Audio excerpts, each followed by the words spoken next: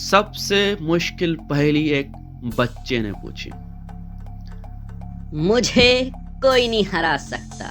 मैं आपको एक पहेली दूं, आप समझ नहीं पाओगे। अच्छा, तो तुम्हें ये लगता है बच्चे? बताओ।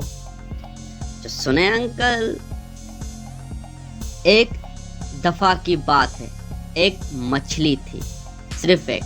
कह रही थी कि मेरे पीछे 4 मछलियां हैं और मेरे आगे 5, लेकिन थी वो एक। तो बताएं ये कैसे मुमकिन हुआ? ये तो समझ ही नहीं आया, ये कैसे? ये तो मुश्किल पहेली है, तुम ही बताओ बच्चे, कैसे? मैंने कहा था ना, नहीं हरा पाओगे।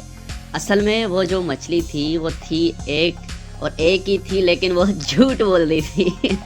मैंने कहा था मुझे कोई नहीं हरा सकता।